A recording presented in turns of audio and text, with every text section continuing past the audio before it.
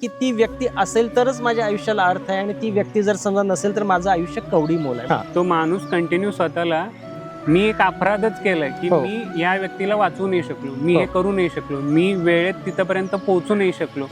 ही जी अपराधीपणाची भावना आहे ही कशी दूर करायची त्यांच्यातून? ती वेदनादायक स्मृती आहे तर ती स्मृती कमी कमी कमी करत जायचं आणि या स्मृतीतनं मला स्फूर्ती वाढवत वाढवत जायचं. मग या दुःखातून सावरण्यासाठी वेळ महत्वाची असते की त्याच्यासाठी खास काहीतरी प्रयत्न करणं महत्वाचं असतं? हे अत्यंत चुकीची गोष्ट आहे. रडणं म्हणजे कमकुवतपणाचं लक्षण आहे. अजिबात माझ्या भावना नाही दाखवायला पाहिजे. तर आपल्या डोक्यामध्ये येणाऱ्या प्रत्येक विचाराला तो खराच आहे म्हणून ऍक्सेप्ट नाही करायचा. पण त्या प्रिय व्यक्तीच्या आठवणी जपत आपण आयुष्यात पुढेही जाणं गरजेचं असतं. मग ते कसं शक्य करायचं? वेन आय से नाती तर ती मिनिंगफुल नाती, म्हणजे नुसते फेसबुकवरचे 5000 फ्रेंड्स नव्हे. हो. तर ती मिनिंगफुल नाती जर समजा असतील ना तर ती बफरचं काम, शॉक ॲब्सॉर्बरचं काम खूप सुंदर करतात. नमस्कार, मी डॉक्टर आकाश पुजारी. आरोग्यवारीच्या या नवीन प्रवासामध्ये मी तुमचं मनापासून स्वागत करतो. जसा जन्म हा आपल्या प्रवासाचा सुरुवातीचा टप्पा, तसा मृत्यू हा त्याचा शेवटचा अटळ टप्पा आहे. आणि मृत्यू हा कोणालाही चुकलेला नाही आहे. तो शेवट आहेच आणि तो अटळच आहे. पण या मृत्यूनंतर आपल्यासोबत राहतात त्या व्यक्तीच्या आठवणी, त्यांची जागा, त्यांचा आपल्यासोबतचा झालेला प्रवास. आणि कठीण असतं ते म्हणजे ह्या अटळ शेवटला मनातून विसरवून जाणं, मनातून बाजूला करणं. आणि याच भागामध्ये आपण आज मृत्यूबद्दल न बोलता त्या मनाबद्दल बोलणार आहोत, ज्याच्यामधून आपण सांगायचा प्रयत्न करतोय की तो ॲक्सेप्ट कसा करायचा, त्यातून कसं सावरायचं आणि पुन्हा नव्या जिद्दीने आणि जोमाने पुढच्या प्रवासाला सुरुवात कशी करायची.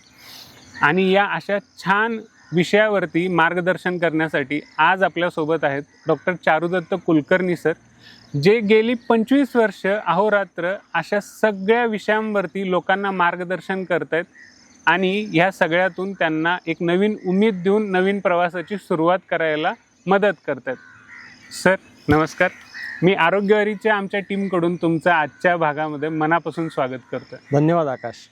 सर, आपण पाहतोय मृत्यू ही गोष्ट कोणाला चुकलेली नाही आहे, कुणीच अमर नाही आहे आणि मृत्यूचं दुःख खूप जास्ती वेदनादायक असतं. मग ते आपल्या जवळच्या व्यक्तीचं असू दे किंवा कोणतंही असू दे.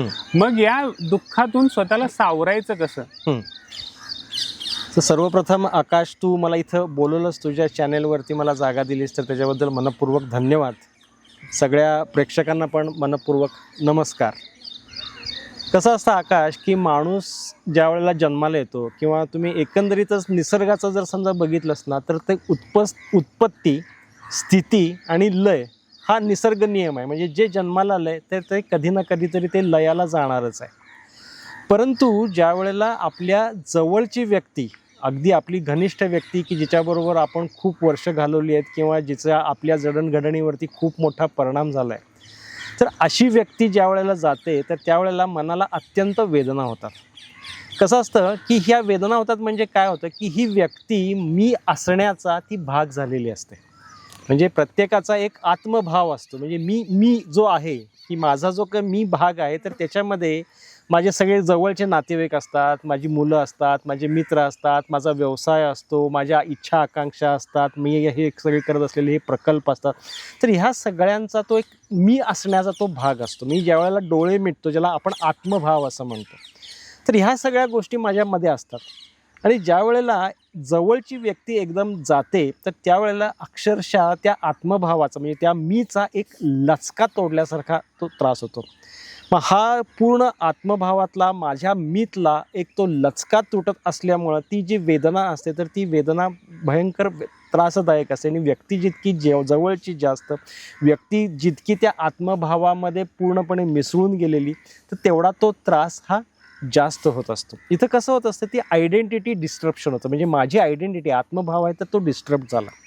म्हणजे याचं उदाहरण सांगायचं झालं तर कसं असतं की मी घरामध्ये राहत असताना त्या घराचा तंबूचा खांब पडला, बरोबर. तर त्या खांबाची फक्त जागा रिकामी झालेली नसते, त्या तो खांब गेल्यानंतर ते छप्पर पण तिरकं झालेलं असतं. हो. मग याला कसं होतं की ती जागा नुसती रिकामी होत नाही, सेकंडरी लॉसेस पण काय झालेले असतात. मग मी बोलणार कोणाशी, मी शेअरिंग कोणाशी करणार, मी मार्गदर्शन कोणाचं घेणार, किंवा कोण असल्याचा मला नुसता आधार वाटतो. तर ह्या सगळ्या गोष्टी हल्ल्यामुळं तर हे दुःख जास्त दारुण वाटतं. बरोबर सर. आणि जसं तुम्ही म्हटलात की तो लचका तुटल्यासारखा होतो, मग तो लचका म्हणजे खूप जास्ती जवळची व्यक्ती तो असेल किंवा ती असेल, मग तो आणि ती व्यक्ती गेल्यानंतर ते स्वीकार कसं करायचं? हे एका क्षणामध्ये तर स्वीकार करणं हे अत्यंत अवघड असतं. म्हणजे बुद्धीला कळत असतं की नाही, आता ही व्यक्ती येणार नाही आहे, पण ते आपल्या मेंदूला, आपल्या मनाला ते सहजासहजी मान्य होत नाही. म्हणजे आपण पहिली रिॲक्शन असते की अरे हे असं कसं, हे शक्यच नाही. म्हणजे ही आपली जी पहिली रिॲक्शन जी असते तर ती डिनायल, म्हणजे नाकारण्याकडे मनाचा तो कल असतो. तर पण ही मनाची संरक्षक यंत्रणा असते. बरोबर. म्हणजे मी अजून स्वप्नातच आहे, मी उठलो नाही आहे, हे जे काही चालू आहे ते सगळं स्वप्नातच चालू आहे. हो हो. पण हे लगेच मन का ॲक्सेप्ट करत नाही? कारण मनाला हे ॲक्सेप्ट करायला ते खूप वेदना आहे ना, ते ॲक्सेप्ट केलं तर ती वेदना आहे. मन काय करतं तर हे हळूहळू ॲक्सेप्ट करतं. तर त्यामुळे पहिल्यांदा विश्वासच नाही ठेवायचा, नाही शक्यच नाही. बरोबर. आणि मग ते हळूहळू तो दरवाजा किलकिला होतो आणि मग हळूहळू हळूहळू ते आपल्या डोक्यामध्ये ते सत्य जे काय आहे तर ते झिरपायला लागतं. आणि जरी समजा ते बुद्धीला कळलं तरी मेंदू हा ती व्यक्ती माझ्या असण्याचा इतका तो सवयीचा भाग झालेला असते. तर ती संध्याकाळची वेळ झाली की आता त्यांची यायची वेळ झाली, किंवा सकाळी एक विशिष्ट काहीतरी एक गजर वाढला की आता ती उठेल आणि आता मला ती चहा करून देईल. तर ह्या सगळ्या ज्या काय आठवणी आहेत, तर ह्या आठवणी त्या सहजासहजी जात नाहीत ना. त्या मेंदूला ते स्थितिस्थापकत्व आहे मेंदूचं. ह्या ज्या सवयीचं जे काय त्याला या सगळ्या इतक्या वर्षांची जी सवय झालेली आहे तर ती सहजासहजी एका रात्रीत ती बंद नाही होणार. तर त्याच्यामुळं हे स्वीकारायला मेंदूला खूप वेळ लागतो. त्यामुळे मनाला जरी समजा माहीत असली की ती व्यक्ती आता येणार नाही, तर ते मेंदूला स्वीकारायला भयंकर वेळ लागतो. आणि सर मग ते हे जे स्वीकारणं आहे, काही लोकांना पटकन जमतं आणि काही लोकांना वर्षानुवर्ष ते त्यातून उभं राहू शकत नाहीत. बरोबर. मग आपण त्यांना कसं सांगू शकतो या गोष्टी? तर हे कसं आहे की जर समजा वियोगाचं दुःख, आपण याला वियोगाच्या दुःखाला शोक असं म्हणतो. तर वियोगाचं दुःख साधारण 90% लोकांच्या मध्ये तर ते हळूहळू हळूहळू हळूहळू ते भरून निघतं, किंवा ते पचून जातं, किंवा माणसं त्याच्यानंतर पुढं आपल्या आयुष्याला ती सुरुवात करतात. पण काही जणांच्या मध्ये हा जो काय आकाशातला काळा ढग आलेला असतो, तर हा काळा ढग पूर्ण आकाश व्यापून टाकतो. मग हे कशामुळं होतं? आणि मग ते आकाश व्यापून टाकलेलं जे काही मळब आहे तर ते मळब त्यांचं जात नाही. प्रत्यक्षामध्ये अपेक्षित काय आहे की त्या काळ्या ढगाला आपल्या मनाच्या आकाशातनं हद्दपार पण करायचं नाही, त्या काळ्या ढगाला पण ठेवायचं आहे. पण त्या काळ्या ढगानं पूर्ण आकाश व्यापणं हे आपल्याला अपेक्षित नाही आहे. मग हा बदल का होतो? काही जणांच्या बाबतीमध्ये तो जो काय शोक आहे तर तो नैसर्गिकरित्या हा हळूहळू कमी होऊन जातो, आणि काही जणांच्या बाबतीमध्ये तो तसाच राहतो. कारण लोक या शोकाकडं, ह्या वियोगाकडं ज्या नजरेनं बघतात त्या नजरेमध्ये काही कॉग्निटिव्ह डिस्टॉर्शन्स असतात. कॉग्निटिव्ह डिस्टॉर्शन्सला आपण मराठी शब्द असा विपर्यास असा आपण वापरूया. हे विपर्यास म्हणजे काय की ह्या दुःखाकडे बघताना तर ते त्याचं काहीतरी एक भयंकरीकरण करतात की अरे बापरे, आता ही व्यक्ती गेली, आता माझ्या जगण्यामध्ये काही अर्थच नाही, किंवा हे दुःख इतकं माझा मोठा लॉस झालेला आहे की यातनं मी बाहेर पडणं हे अशक्यच आहे. हे ऑफलायझेशन आहे किंवा कॅटॅस्ट्रोफायझेशन आहे. किंवा ऑल ऑर नन थिंकिंग नावाची एक चूक लोक करतात. ऑल ऑर नन थिंकिंग म्हणजे काय की ती व्यक्ती असेल तरच माझ्या आयुष्याला अर्थ आहे, आणि ती व्यक्ती जर समजा नसेल तर माझं आयुष्य कवडी मोल आहे. म्हणजे आज खाईन तर तुपाशी, नाही तर उपाशी. या ऑल ऑर नन थिंकिंग नावाच्या ह्या विपर्यासाच्या चुकीमुळं काय होतं की ती व्यक्ती गेल्यानंतर मग मी कम्प्लीट कोलमडूनच पडतो. माझ्या आयुष्यामध्ये काही अर्थच नाही असं मला वाटायला लागतं.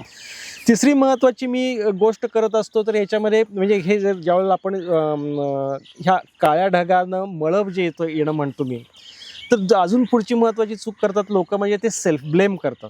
सेल्फ ब्लेम म्हणजे तर ते स्वतःला इतका दोष देतात की मी अमुक केलं नसतं तर तसं झालं असतं, अमुक केलं असतं तर कदाचित ह्या गोष्टी वेगळ्या झाल्या असत्या. पण मग ह्या लोकांना असं सांगायला लागतं की जर समजा ते तो निर्णय घेत असताना तो यथाशक्ती आणि यथामती तो निर्णय घेतलेला असतोस. तो निर्णय घेताना असं व्हावं अशी तुझी नियत नसते. बरोबर. तुला हे सेल्फ ब्लेम का येतो, तर पुढे गेल्यानंतर नवीन लाईटमध्ये तू जुनी घटना बघतोस. नवीन लाईटमध्ये जुनी घटना बघितल्यानंतर मग ऑब्व्हियसली ते चुकल्यासारखं वाटायला लागते. पण तो प्रत्यक्ष ज्या वेळेला मी निर्णय घेत असतो तर तो यथाशक्ती आणि यथामती तो निर्णय घेतलेला असतो आणि माझी नियत त्या व्यक्तीबद्दल चांगली असते. तर त्याच्यामुळं पुढं गेल्यानंतर मी असं केलं असतं तर तसं झालं असतं, तसं केलं असतं तर असं झालं असतं, असं म्हणण्याला काय म्हणजे ते अतार्किक होतं. तर त्यामुळं सेल्फ ब्लेम हा जो काय ट्रॅक आहे, तर सेल्फ ब्लेममुळं सुद्धा तो जो काय एक काळा ढग आलेला आहे, तर तो काळा ढग मग मळभामध्ये तो परिवर्तित होतो. म्हणजे पूर्ण आकाश त्यानं तो व्यापून टाकलेला असतो.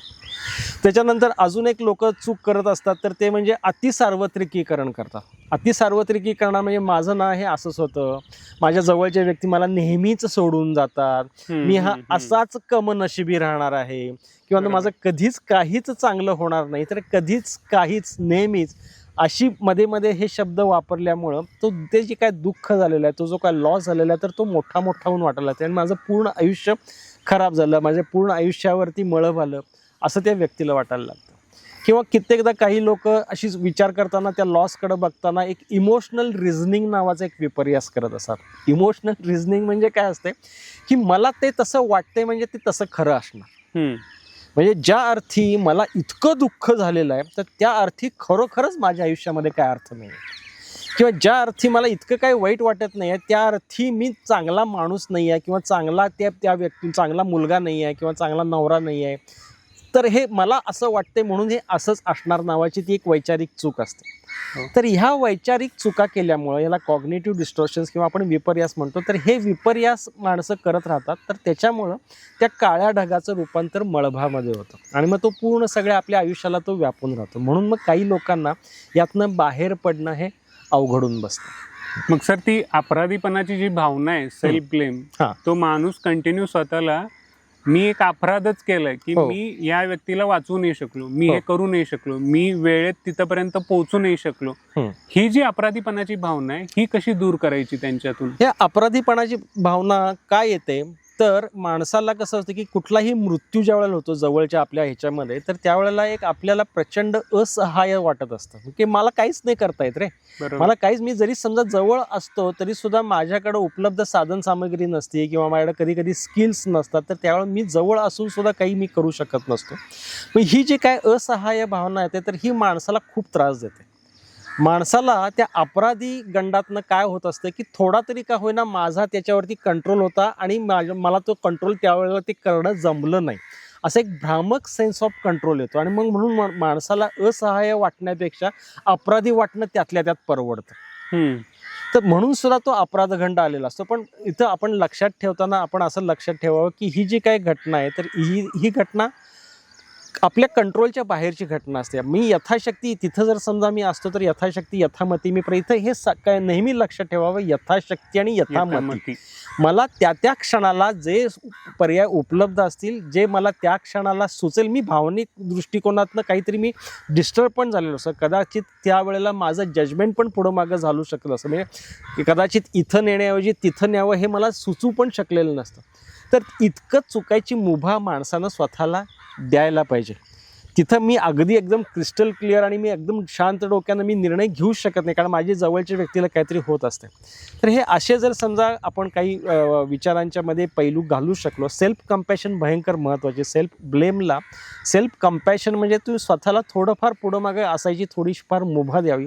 असं इतकं स्वतःला चापकाचे फटके, वाईट वाटणं स्वाभाविक आहे, सगळ्यांच्या आपण दुःखात सामील आहोतच, पण इतकं स्वतःला चापकाचे फटके मारून घेऊ नयेत.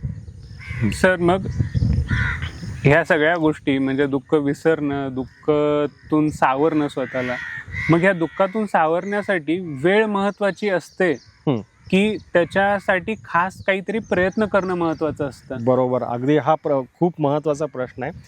आणि इथं एक आपल्याला गोष्ट लक्षात घ्यायची आहे की हे आपण विसरणं हे आपल्याला कधीच शक्य नसतं. ही जी काही व्यक्ती आहे ना, तर ही व्यक्ती माझ्या आत्मभावाचा भाग असते, तर त्यामुळे ह्या व्यक्तीला मी कसा विसरू? बरोबर. तर त्यामुळं ह्या व्यक्तीला विसरणं हे शक्य नाही आहे. फक्त ते आता कसं करायचं असतं की मला ज्या वेळेला दुःख होतं, तर आपण एक अशी ॲनालॉजी घेऊया की हे झालेलं दुःख मला माझ्या घरभर पसरलेलं आहे. आता मला काय करायचं आहे की मला ह्यातनं बाहेर पडत असताना हे घरभर पसरलेलं दुःख थोड्या दिवसानंतर खोलीवर करायचं.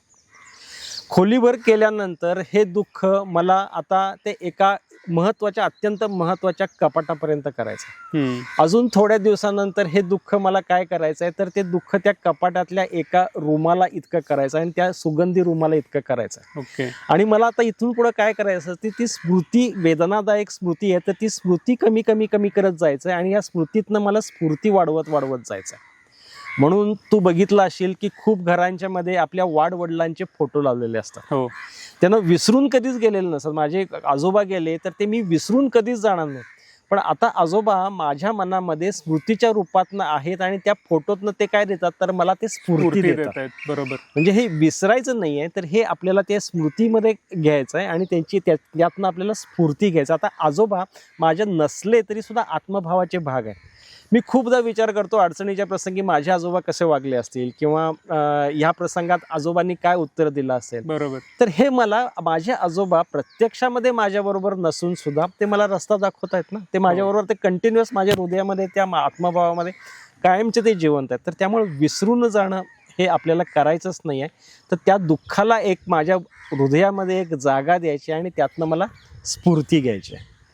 सर, जेव्हा आपण आजोबांबद्दल बोलतोय तेव्हा कधी कधी काय होतं, काही एका माझ्या मित्राचे आजोबा त्यांच्यासोबत अजूनही असतील आणि मी माझ्या वयाच्या खूप लहानपणी माझ्या आजोबा हरवलेलो असेल, तर मग दुसऱ्यांकडे मग मी जेव्हा पाहतोय तेव्हा मला असं वाटतं की त्याच्याकडे काहीतरी माझ्यापेक्षा जास्त आहे. हो. मग तो गॅप कसा भरून काढायचा? नाही, ही तुलना जी काय आहे तर ही तुलना कायम ही तुम्हाला त्रासाकडेच घेऊन जाणार आहे. युजली माणसांचा कसा निगेटिव्ह बायस असतो. माणसं तुलना करताना आपल्यापेक्षा आपल्याकडे जे नाही आहे ते दुसऱ्याकडे कसं आहे हे बघत बसतात. बरोबर. मग तसं कशाला बघावं. तुम्ही तुलना करणार असाल तर तुम्ही दुःख ओढवूनच घेणार आहे. तुलना करायची तर कशाशी करायचं, तर मग तुमच्यापेक्षा काही नसलेली पण माणसं असतात. तर तुझ्याकडे ज्यावेळेला मी आजोबा माझ्याकडे नाहीत आणि त्याच्याकडे आजोबा आहेत असं आपण ज्यावेळेला म्हणतो, तर त्याच वेळेला माझ्याकडे काही गोष्टी असतात की ते त्या मित्राकडे नसतात, त्याची आपण तुलना करायला जात नाही. बरोबर. तर त्यामुळे तुलना करणं ही गोष्ट अत्यंत चुकीची आहे. त्यामुळे तुलना आपण करत राहिलो तर दुःख हे वाढणारच आहे. बरोबर. सर, जसं तुम्ही मगाशी म्हटलात की फोटो मला प्रेरणा देते, म्हणजे एखादी वस्तू असेल, फोटो असेल किंवा एखादी जागा असेल जी रोज ठराविक त्यांची जागा असते. हो. अशा ठिकाणी जेव्हा ह्या सगळ्या गोष्टी आपल्याला म्हणजे पाहण्यात येतात, मग ती भावना अजून खूप जास्ती तीव्र होती त्यावेळी. हो.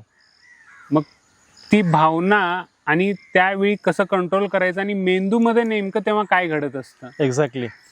तर इथं ना आपण ज्या वेळेला शोक ह्या विषयावरती बोलतो ना, तर त्यावेळेला शोकाच्या भावनेला आपण कंट्रोलच करू नये. कारण मुळात शोक म्हणजे काय, तर शोक म्हणजे मला माझ्या अत्यंत जवळची असलेली कुठली तरी एखादी गोष्ट किंवा ती व्यक्ती, तर ती माझ्यापासून ज्यावेळेला माझा ज्यावेळेला लॉस होतो तर त्यानंतर उत्पन्न झालेली ती स्वाभाविक प्रतिक्रिया आहे. कारण माझा लचका तुटलाय ना. तर त्यामुळे ही जी भावना आहे शोक ही जी काय भावना आहे, वियोगाची भावना, तर ही अत्यंत नैसर्गिक भावना आहे. तर ही कंट्रोल करायचा प्रयत्न करू नये, हिच्या बरोबर राहायला शिकायचं असतं. मगाशी तुझ्या प्रश्नामध्ये माझं उत्तर देता देता थोडासा मी साईड ट्रॅक झालो म्हणून सांगतो.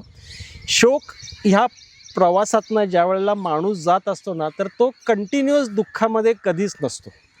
तो म्हणजे फॉर एक्झाम्पल आपण एक असं उदाहरण घेऊया की माझ्याकडेच आलेली केस की काही दिवसांच्या पूर्वी त्या ताई 40-45 वर्षाचे आहेत की ताईंचे मिस्टर एकदम अकाली मृत्यू पावले. मग आता 15 दिवस झालेले आहेत, घरामध्ये फक्त मुलं आहेत आणि ह्या ताई आहेत. उठल्यानंतर ताई रडतात. त्यांचा मिस्टरांचा फोटो जवळ घेऊन मुलं उठायच्या आधी जवळ घेतात आणि हमसून रडतात. पण मुलं उठायची वेळ झाली की त्या फोटो बाजूला ठेवतात, स्वयंपाकाला लागतात. मुलं शाळेला गेली की मग ते बँकेचे कागदपत्र गोळा करून बँकेमध्ये पेन्शनच्या कामाकरता जातात. परत संध्याकाळी ज्या वेळेला मिस्टर यायची वेळ होती तर त्यावेळेला त्यांना परत एक उमाळा येतो, त्यावेळेला त्या खूप रडतात. आणि परत मुलं ज्या वेळेला घरी यायची वेळ होती तर त्यावेळेला त्या उमाळ्यातनं त्या परत नॉर्मलला म्हणजे सावरलेल्या असतात. आणि मग त्यावेळेला त्या परत मुलांचा संध्याकाळचा अभ्यास आणि मुलांचं जेवण याच्याकडे जातात. म्हणजे या गोष्टीतनं आपल्याला काय लक्षात येतं की शोक ही जी काय भावना आहे ना, तर ही हिंदोळ्यासारखी असते. म्हणजे कंटिन्युअसच दुःखात आहे असं पण असं कधी पण नाही नाही. आहे आणि कंटिन्युअसच हसतायत असं पण काही नाही आहे. आपल्याला कित्येकदा आपण समाचाराला जवळ जातो तर त्यावेळेला आपल्याला जाताना असं वाटत असतं की एकदम दुःखी माहोल वगैरे असेल असं आपल्याला वाटतं वाटत हो असतं. हो हो पण बऱ्याचदा त्या शोकाच्या प्रवासामध्ये पुढं मागं होणारी जी काय शोकाचा प्रवास कसा असतो तेही मी यानंतर सांगतो. तर त्यातल्या आधीमध्ये हास्याच्या लकेरी सुद्धा येत असतात बघ. हो सर. म्हणजे कंटिन्युअस तो माहोल असा मातम मनवल्यासारखा असा नसतो. कधी कधी त्या व्यक्तीच्या आठवणी काढून एक हास्याची लकीर सुद्धा येते. बरोबर आहे. बरोबर. म्हणजे इथं ही आठवण जरी समजा आली तरी ही आठवण त्रासदायक नसून ही उबदार आठवण असते. हो म्हणजे हा शोकाचा जो काय प्रवास आहे तर तो एक लॉस वरती काम करणं म्हणजे रडणं ह्या ताईंच्या बाबतीमध्ये आणि रिस्टोरेटिव्ह वर्क म्हणजे पुन्हा आयुष्यामध्ये पुनर्स्थापना करणं ह्या दोन टोकांच्या मध्ये ते लंबकासारखं काम चालू असतं. हम्म. आता पुन्हा ह्याच्याकडे बघायचं, या लंबकाकडे बघायचे प्रत्येकाचे फंटास्टिक फंडे असतात.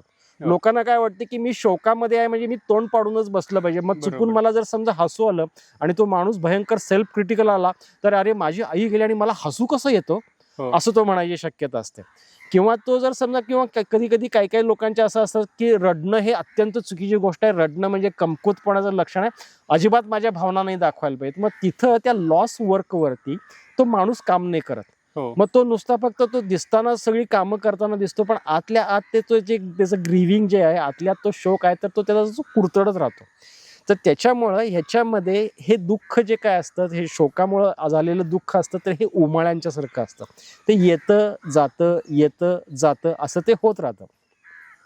साधारण मानसशास्त्र ह्याचा प्रवास कसा सांगतो तर पहिला जो काही टप्पा असतो तर पहिल्यांदा ज्या वेळेला बातमी ऐकतो माणूस तर त्यावेळेला पहिला टप्पा असतो तो शॉक, डिनायल आणि डिसबिलीफ. काय सांगतोस, शक्यच नाही बरोबर. असं असतं. म्हणजे ते लोक त्याच्यावरती विश्वासच ठेवत नाही. एस्पेशली तरुण जणांच्या मध्ये ज्या वेळेला एकदम अकाली अपघाती मृत्यू होतो ना तर त्यावेळेला कित्येक स्त्रिया आपला नवरा गेला ह्याच्यावरती विश्वासच ठेवत नाहीत. मग त्या कुंकू पुसत नाही, त्या हे काढत नाहीत, नाही यांनी शेताकडे गेले संध्याकाळपर्यंत येणार आहेत बरोबर. असंच ते धरून बसतात. हो कारण ती वस्तुस्थिती मान्य करणं हे मनाला खूप वेदनादायक असतं. म्हणून त्या पहिल्या स्टेजमध्येच अडकतात की शॉक, डिनायल म्हणजे नाकारायचं, डिसबिलीफ म्हणजे विश्वास नाही ठेवायचा. ही झाली पहिली स्टेज. ह्या पहिल्या स्टेज नंतर मग हळूहळू दुसरी स्टेज यायला लागती शोकाची. तर ह्या दुसऱ्या स्टेजमध्ये काय होतं की अँगर यायला लागतो. मग अँगर कोणाकोणावरती येतो तर माझ्यावरती येतो की मी योग्य पद्धतीनं हालचाल नाही केली. अँगर त्या व्यक्तीवरती पण येतो, गेलेल्या व्यक्तीवरती, की तू असा वागलास म्हणून तू गेलास, कोण सांगितलं तर रात्री तुला गाडी चालवायला, म्हणून त्या व्यक्तीवरती राग यायला लागतो. तर डॉक्टरवरती कधी कधी अँगर यायला लागतो की तुम्ही व्यवस्थित ट्रीटमेंट नाही केली.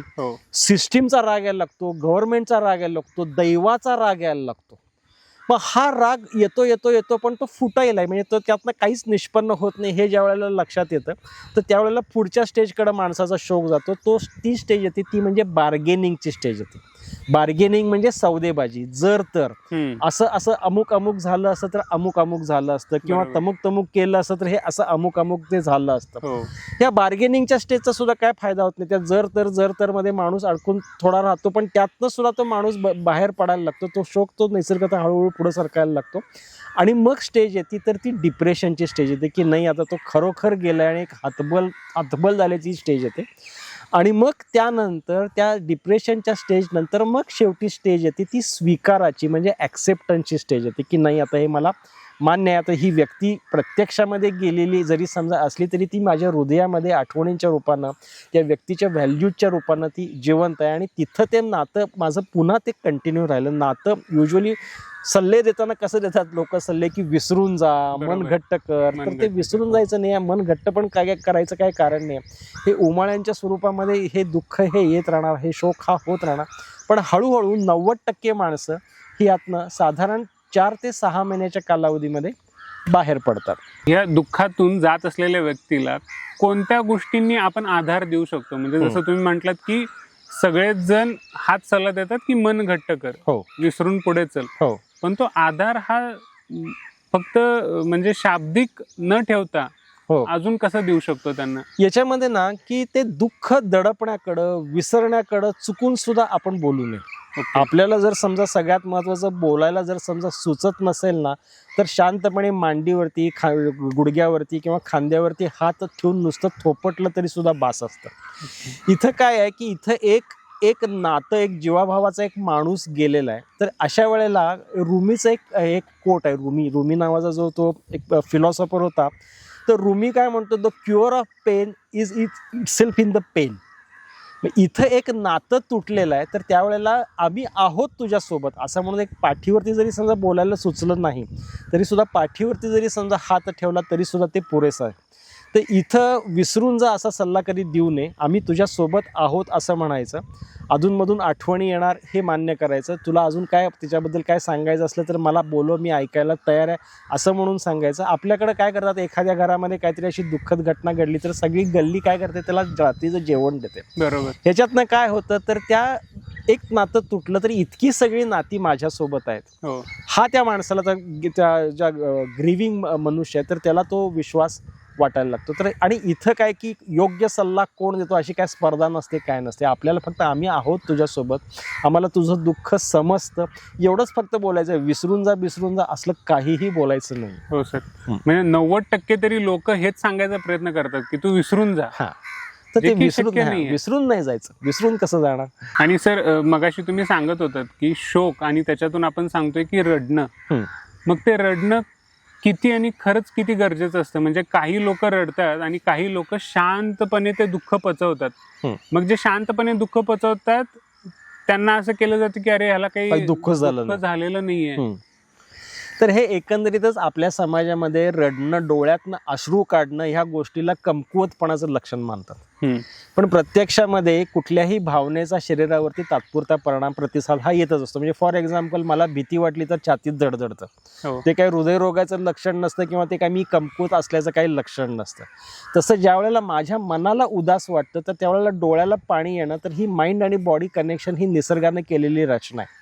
त्यामुळे डोळ्यातनं पाणी आलं किंवा रडलो तर हे कमकुवत मनाचं ते एक अजिबात लक्षण काय समजायचं काय कारण आहे. ती फक्त भावनांची अभिव्यक्ती आहे. ही भावनांची अभिव्यक्ती काय माणसं रडून करतात, काय माणसं न रडता करतात किंवा काय माणसं फक्त काहीतरी बोलतात, ते बोलण्यातनं ती अभिव्यक्ती होती. तर त्यामुळं रडायलाच हवं. म्हणजे रडणं हे योग्य किंवा अयोग्य असंही म्हणता येत नाही किंवा न रडणं हे योग्य किंवा अयोग्य असंही आपल्याला म्हणता येत नाही. त्यामुळे आणि जर समजा कोणी रडत असलं तर त्याला थांबवायचं काही प्रयत्न करायचं काही कारण नाही. कारण एक लक्षात घ्यायचं की शोक हा जो काय आहे ना, तर शोकातलं जे काय रडणं आहे तर हे उमाळ्यांच्या स्वरूपात येतं. म्हणजे ती लाट असते, ती येते, खूप रडवते आणि थोड्या वेळानंतर ती हळूहळू आपणच ती कमी होऊन जाते. तर या पिरियडमध्ये अशी एखाद्याला उमाळा जर समजा आलेला असेल तर त्याच्या शेजारी शांत त्याचा हात पकडून बसून राहणं इतकी छोटी कृती केली तरी सुद्धा ती सफिशियंट असते. सर जसं तुम्ही आता सांगितलं की फक्त त्याला हात त्याच्या खांद्यावरती, त्याच्या मांडीवरती हात देऊन तुम्ही त्याला सावरू शकता. बरोबर. मग अशा कोणत्या गोष्टी आपल्याला टाळायला पाहिजे ज्याच्यामुळे त्यांना अजून जास्ती त्रास होईल? बरोबर. तर हे माझ्याकडे बघ मी किती दुःख पचवलंय, असे आपल्या आसपास असे कितीतरी खूप काका मामा असतात ते जे खूप कर्तृत्ववान असतात. मग हे येणारे सल्ले, अरे रडतोस काय ह्यांच्यासारखा, म्हणजे परत तेच रडणं म्हणजे कमकुवत मनाचं लक्षण. माझ्याकडे बघ मी एवढे हे लॉसेस मी पचवलेले आहेत पण मी कसा पाय रोवून उभा आहे वगैरे. तर हे आत्ता सांगायची वेळ नाही ना. आत्ता सध्या फक्त त्याच्याबरोबर थांबा, त्याच्याबरोबर त्याचं दुःख त्याचं समजून जरी समजा नाही घेता तुम्हाला जरी समजा आलं तरी त्याचं ते दाबायचा किंवा ते कमी लेखायचा प्रयत्न करू नका. हे आपल्याला करता येतं. किंवा मग मुलांच्या समोर रडू नको. आता हे मुलांच्या समोर कसं व्यक्त करायचं असा एक फार मोठा प्रश्न पडलेला असतो. तर त्यावेळेला ह्या ताईंना आम्ही काय सल्ला दिला की तुम्ही जे एकटं रडताय आणि मुलांना रडताना जे काय दाखवत नाही ना, तर तसं करण्यापेक्षा तुम्ही तो घ्या, मला बाबांची खूप आठवण येते रे म्हणून सांगा. पण आपण आता बाबांना आपल्या कृतीतनं जिवंत ठेवूया असं त्यांना सांगू शका. बाबांना आवडायचं ना तू गणिताचा अभ्यास केलेला, चल मग आपण बाबांच्या करता गणिताचा अभ्यास करूया. तर हे एक प्रकारचं हे ग्रीविंगच आहे. तर अशा पद्धतीनं आपल्याला त्या माणसाला आपल्यामध्ये सामावून घेता येऊ शकतं. म्हणजे बऱ्याच वेळा असं होतं की तू रडलास तर बाकीच्यांनी काय करायचं, त्यांनी कुणाकडे पाहायचं, कोणाकडे बघायचं हे असं. मग तो जो मेन व्यक्ती आहे किंवा जर समजा त्यांनी त्यांच्या जसं तुम्ही म्हटलात पेशंटचं एक्झाम्पल दिलं की नवऱ्याची डेथ झाली त्याच्यामुळे त्या एकट्या पडल्या, मग आता आपण त्यांना ह्या असे कृतीतून सावरायला सांगायचं. बरोबर. तर जेव्हा आपला हा लॉस होतो जो अनबिअरेबल आहे, पण त्या प्रिय व्यक्तीच्या आठवणी जपत आपण आयुष्यात पुढेही जाणं गरजेचं असतं. मग ते कसं शक्य करायचं? हा खरंच महत्त्वाचा प्रश्न आहे आणि याचा प्रत्येकाचा प्रवास हा प्रत्येकाची जशी बोटांचे ठसे एकसारखे नसतात ना, तसा प्रत्येकाचा प्रवास हा पुढोमागं हा वेगळ्या वेगळ्या पद्धती प्रत्येकाच्या एकंदरीत बौद्धिक ठेवणीनुसार, विचार करायच्या क्षमतेनुसार, त्याला मिळत असलेल्या सपोर्टनुसार, कौटुंबिक परिस्थितीनुसार, तर प्रत्येकाचा प्रवास हा पुढोमागं हा होत असतो. साधारण चांगला बाहेर माणूस कधी पडला असं म्हणतात मी ज्यावेळेस त्याचं ग्रीफ वर्क हे चांगलं चाललंय आणि तो आता त्या शोकातनं सावरायला लागलाय असं कधी म्हणतो की ज्या वेळेला तो त्या व्यक्तीची मूल्य आत्मसात करून त्या पद्धतीनं त्याच्या वर्तनामध्ये ती दिसायला लागतात, तर त्यावेळेला तो एक ग्रीफ चांगलं ते रिझॉल्व्ह व्हायला लागले असं म्हणतात. किंवा कित्येकदा आता परवाचीच एक गोष्ट सांगतो की एका उद्योगपतीचा तरुण मुलगा म्हणजे असा हार्डली किती 18-19 वर्षाचा त्याच्या वाढदिवसाला बाईक घेऊन दिली होती आणि ह्या वयात जो काय बेफामपणा असतो तर तो बेफामपणा मेंदूत तसाच होता आणि बेफामपणा मेंदूतला आणि ताकदवान बाईक त्याच्यामध्ये दुर्दैवानं बाळाचा ॲक्सिडेंट झाला आणि ते बाळ गेला तो त्याचा, तर त्याला खूप भयंकर त्याचा त्रास झाला होता. तर त्याला हे दुःखातही भरून न येण्यासारखं आहे. मग यावेळेला याला आम्ही सल्ला काय दिला की आपण या दुःखाचं एक उदात्तीकरण करू शकतो. म्हणजे काय, त्याला आम्ही सल्ला दिला की तुला ह्याच्याकरता काही करता येईल का की बाकीच्या मुलांच्या करता. बरोबर. तर त्यावेळेला मग त्याच्या डोक्यात प्रश्न पडला की हे मी माझ्या दुःखाला एक विधायक आणि व्यापक स्वरूप देऊ शकतो. मग त्यांनी आता काय केलंय की तो एक रस्ते सुरक्षा अभियान म्हणून राबवतो. मग तो काय करतो की तरुण मुलांच्या मध्ये वेगाचे फायदे तोटे किंवा मोठ्या बाईक चालवताना घ्यायच्या काळजी, तर याच्यावरती तो प्रबोधन करायला लागला. म्हणजे इथं दुःखाचं उदात्तीकरण झालं. अजून एक केस सांगतो प्रत्यक्ष रिअल लाईफ मधली की एका एअरफोर्स मधल्या पायलटचा अपघाती मृत्यू झाला आणि नंतर त्याच्या आईच्या असं लक्षात झालं की हे अपघाती मृत्यू हा माझ्या मुलाच्या चुकीमुळे झालेला नसून त्या तांत्रिक बिघाडामुळे तो मृत्यू झालाय. एअरक्राफ्ट मधल्या तांत्रिक बिघाडामुळे तो मृत्यू झालाय. मग त्या आईनं तो विषय लावून धरला, कोर्टामध्ये गेली, लॉंग लिगल बॅटल ती लढली, लष्कराला ते मान्य करायला लावलं आणि ते तांत्रिक बदल तिनं करायला लावले. मग इथं त्याचं संपलं का? इथं अजून ते दुःख आहे तर त्याचं पण आता काय करायचं ते व्यापक करायचं. मग आता ती आई काय करते तर हे असे सैन्यामध्ये जे शहीद झालेले जे काही सैनिक असतात तर त्यांचे मागं राहिलेले जे नातेवाईक आहेत, त्यांच्या विधवा आहेत, त्यांची मुलं बाळ आहेत, तर त्यांच्या कल्याणाकरता ती स्वतः काम करते. बरोबर.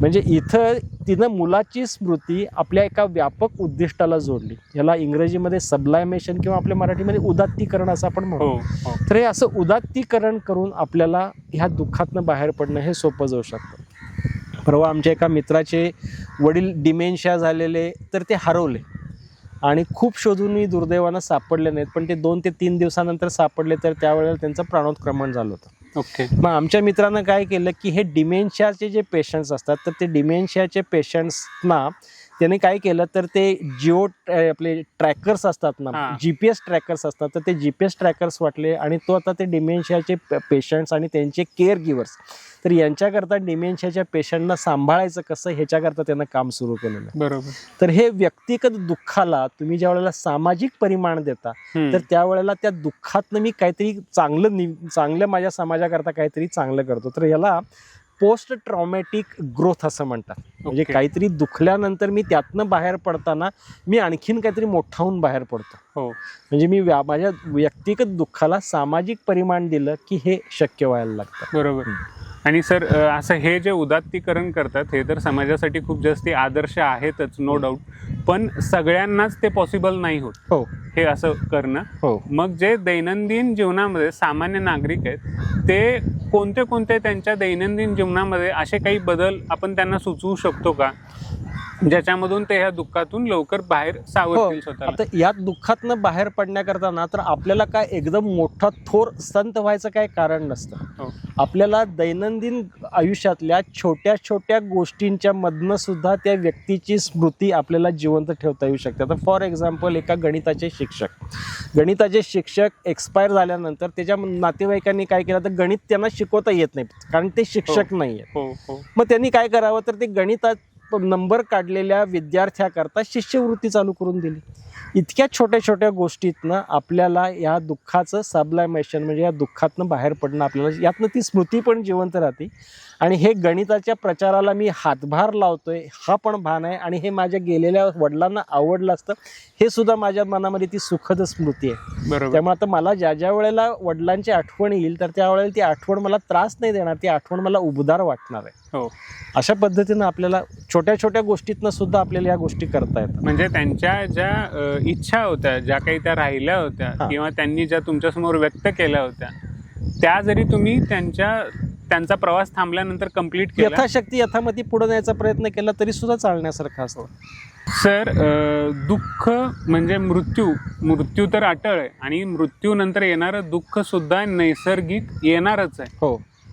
मग आपण कोणत्या टप्पा ओलांडल्यानंतर त्यांना सांगू शकतो की आता तुम्हाला वैद्यकीय गरज आहे, अगदी बरोबर. तज्ज्ञांची गरज आहे? हा अत्यंत महत्त्वाचा मुद्दा आहे की नैसर्गिक दुःख कुठलं आणि मेजर डिप्रेसिव्ह डिसऑर्डर म्हणजे ज्याला नैराश्याचा आजार असं आपण म्हणतो, तर ह्यात डिफरन्शिएट कसं करायचं हा एक मुद्दा, ह्या मुद्द्याचं एक मी उत्तर सांगतो. आणि कधी कधी काय काय होतं की आपल्या डोक्यातल्या विचार करायच्या विपर्यासामुळं, त्या लॉसकडे बघताना मी तो विपर्यास केल्यामुळं ते माझं दुःख ते तसंच, तो शोक तसाच राहतो, आणि मग प्रोलॉंग्ड ग्रीफ डिसऑर्डर नावाचा त्या शोकातनं निर्माण होणारा एक आजार तयार होतो. तर मी या दोन्हीतलं मी तुला फरक सांगतो. तर पहिल्यांदा हा शोक आणि डिप्रेशनचा आजार ह्यातला फरक काय, तर शोकातलं जे काय वेदना, जे काय शोकातलं जे काय दुःख आहे ना, तर ते उमाळ्यांच्या स्वरूपात ते येतंय जाते. डिप्रेशन आजारातला जो काय सॅडनेस आहे किंवा त्यातली जे काय दुखणं जे आहे ना, तर ते येतंय जाते असं नाही, ते कंटिन्युअस दिवसभर असते. त्याच्यानंतर पुढचा महत्त्वाचा मुद्दा असतो की ॲबिलिटी टू एक्सपिरियन्स प्लेजर.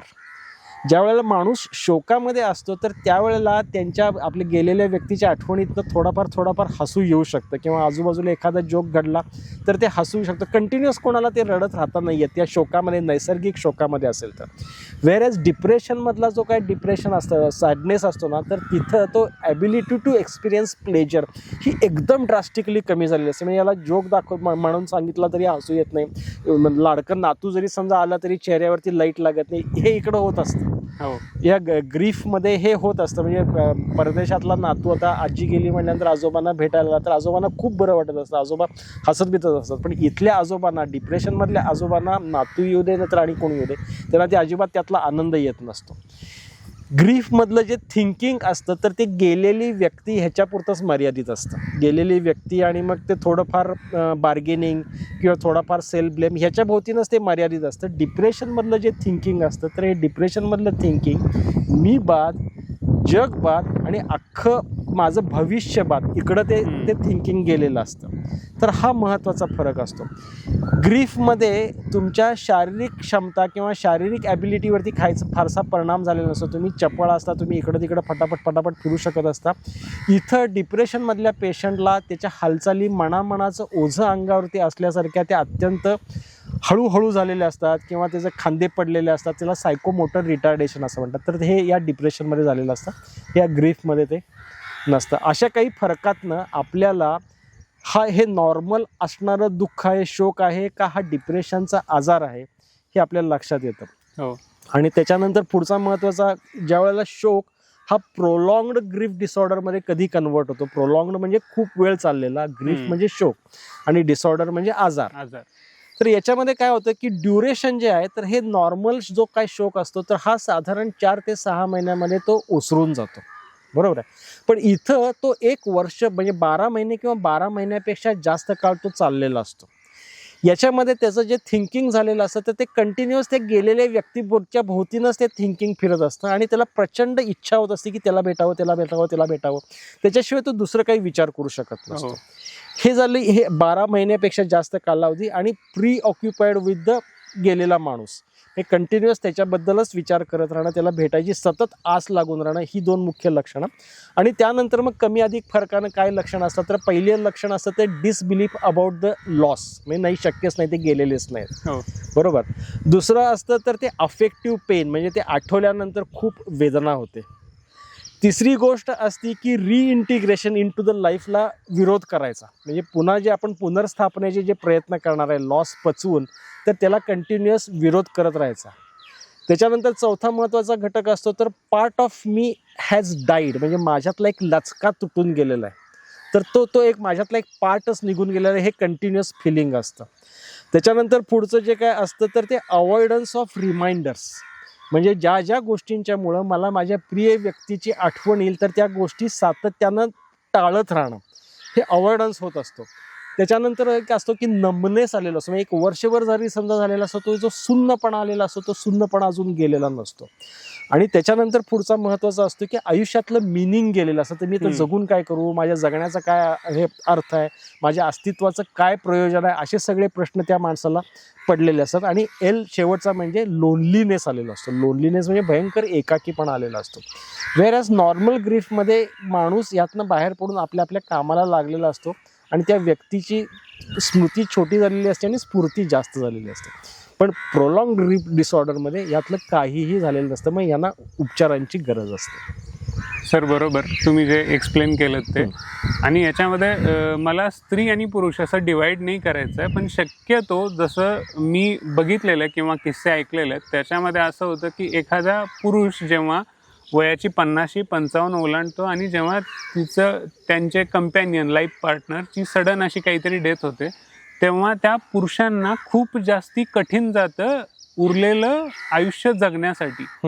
आणि स्त्रियांसाठी कसं त्या थोड्याशा बाहेरच्या वातावरणात मिक्स असतात, त्यांचं म्हणजे त्या हळव्या असतात, तिथं नातवांसोबत टाईम स्पेंड केला, देवाच्या थोड्याशा गोष्टी भजन कीर्तन ह्या अशा गोष्टी केल्या, त्यांचं मन रमून जातं. मग पुरुषांना ते खूप जास्ती कठीण जातं आणि आपण बघितलं तर पुरुष मग त्या नैराश्यातून आत्महत्येकडे पण जाऊ शकतात. असेही केसेस थोडेसे आहेत. मग त्यांना आपण त्या पुरुषांना कसा धीर द्यायचा, त्यांना ह्या दुःखातनं कसं सावरायला सांगायचं, हे थोडंसं नैसर्गिक पण आहे. कसं सांगतो की स्त्रियांच्याकडं रेझिलियन्स म्हणजे सहनशक्ती ही निसर्गातच थोडी जास्त असते. बरोबर. दुसरी गोष्ट, स्त्रिया आपलं दुःख बोलायला कमीपणा मानत नाही. म्हणजे मैत्रीण आली किंवा बहीण असेल तर फोनवरती बोलतात, रडतात, आणि त्यांचं ती ग्रीव्हिंगची प्रोसेस ही चालू असते. इकडं कसं पुरुषाला कसं असतं की रडणं शान के खिलाफ वाटत असतं. बरोबर. त्याच्यानंतर हा जो काय आपल्या भारतीय समाजातला जो काय पुरुष आहे तर तो अगं माझा बनियन दे ग, अगं माझ्या गोळ्या काढून दे ग, म्हणजे तो तिच्यावरती खूप अवलंबून राहिलेला असतो. बरोबर. मग आता हे करायला बाकीची घरातली मंडळी असतील तर ठीक, नाही तर मग ही सगळी कामं याला सेकंडरी लॉसेस आपण म्हणतो. एक तर ती प्रिय व्यक्ती गेल्याचं दुःख तर आहेच आहे, पण मी ज्याच्यावरती टेकून, मी ज्यावेळेला लोडाला टेकून बसतो तर माझा टेकू सुद्धा गेला. तर हे सुद्धा ते लोकांना ते त्रासदायक होतं. मग याच्यामध्ये वृत्तीतली ताठरता जितकी जास्त तितकं ते ॲक्सेप्ट करणं हे अवघड होऊन बसतं. त्यामुळे इथं थोडीफार जर समजा या लोकांनी लवचिकता दाखवली तर मग त्यांना हे दुःख पचवणं किंवा दुःख ॲक्सेप्ट करणं हे सोपं जाऊ शकतं. सर, मृत्यूनंतर जसं आयुष्य बदलत जातं, आपण सांगितलं की रोज ती व्यक्ती त्या वेळेला तिथे येणार नाही आहे, रोज तुम्हाला तो स्वयंपाक बनवून मिळणार नाही आहे, तर मग ह्या बदल झालेल्या आयुष्याशी कसं समरस व्हायचं? तर याच्याकडं आपल्याला खूप वेगळ्या वेगळ्या गोष्टींना आपल्याला बघायला लागतं. एक तर म्हणजे उत्पत्ती स्थिती लय हे काळाचं हे जग रहाटी आहे, तर हे आपल्याला मान्य करायला लागेल. त्याच्यानंतर आपल्याला आपलं थिंकिंगमध्ये हे विपर्यास कुठं येत नाही ना हे बघायला लागेल. म्हणजे आपल्याला कॉग्निटिव्ह रिस्ट्रक्चरिंग करायला लागेल.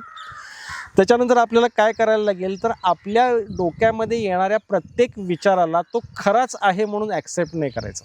म्हणजे याला आम्ही काय सांगतो की आम्ही थॉट रेकॉर्ड्स लिहायला सांगतो, म्हणजे थॉट रेकॉर्ड करायला सांगतो. ज्यावेळेला ग्रीफ थेरपी चालू असते त्यावेळेला तो लिहून जे काय काढलेलं असतं तर ते लिहून झाल्यानंतर संध्याकाळी त्याला विचारायचं. संध्याकाळचा टास्क काय की ह्या विचारांच्यावरती त्यावेळेचे तुझे ते हे विचार होते की माझ्या आयुष्यामध्ये काय अर्थ नाही आहे, तू त्या क्षणाला लिहिलंस. आता संध्याकाळ झाली किंवा दुसऱ्या दिवशीची सकाळ आहे, तू ह्या विचारावरती विश्वास ठेवतोस का?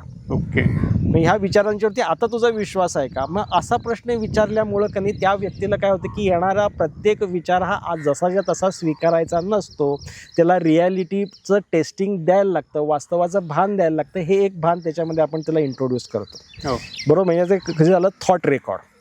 तिसरी गोष्ट आपण काय करू शकतो तर आपल्याला हे जे काही रिमाइंडर्स आहेत, ग्रीफचे जे रिमाइंडर्स आहेत ना, तर जो अवॉइडन्स चालू झालेला असतो तर ते आपल्याला त्यांच्याकडं ते टाळायचं काही कारण नाही आहे. आपल्याला ते त्याच्याकडं त्याला आपल्याला सामोरं जावं, त्याच्या सुखद आठवणी सांगाव्यात. दुःखद असल्या तरी दुःखद, बऱ्याचदा असं असतं की जवळच्या व्यक्तीनं त्रास पण दिलेला असतो. हो. मग आता गेलेल्या व्यक्तीबरोबर बद्दल वाईट कुठं बोलायचं असं एक जनरल असतं, पण नाही मला या वेळेला त्यांनी खूप त्रास दिला असं सुद्धा सांगायला काय हरकत नाही आहे.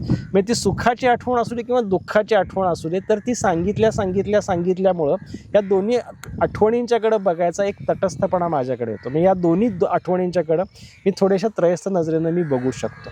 तर हे आपल्याला करता येऊ शकतं.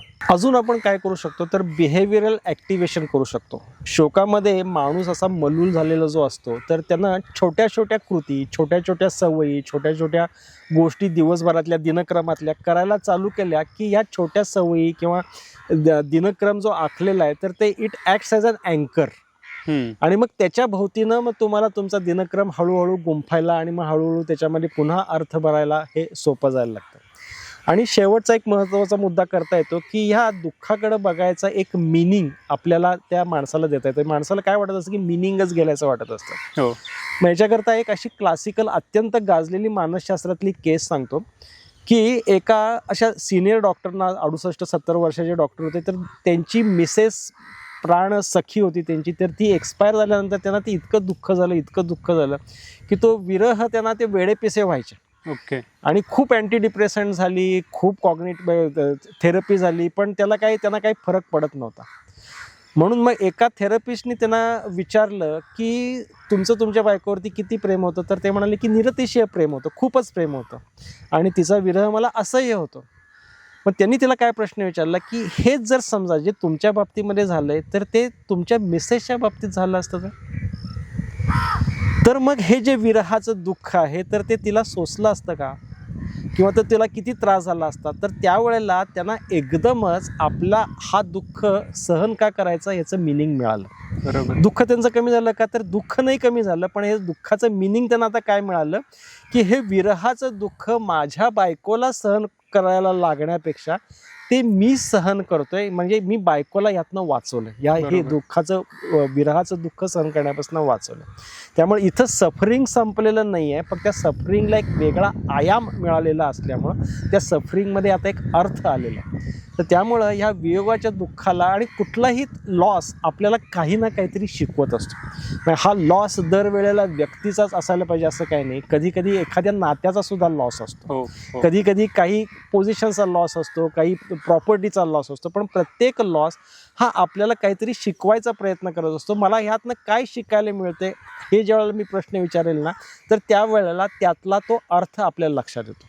म्हणजे आता परवाचीच एक गंमत सांगतो की प्रेमभंग झालेला एक मुलगा आला होता. प्रेमभंग झालेला मुलगा, त्याला ते खूप दारुण होतं, सारखी आठवण यायची, जर तर मग हे विचारू का वगैरे वगैरे वगैरे सगळं चाललं होतं. खूप अँटी डिप्रेशन त्याची घेऊन झालेली, पण त्याला ते जात नव्हतं. मग त्याला असा प्रश्न विचारला की तुला यातनं काय शिकायला मिळतं. मग त्यानं विचार केला यातनं काय शिकायला मिळणार.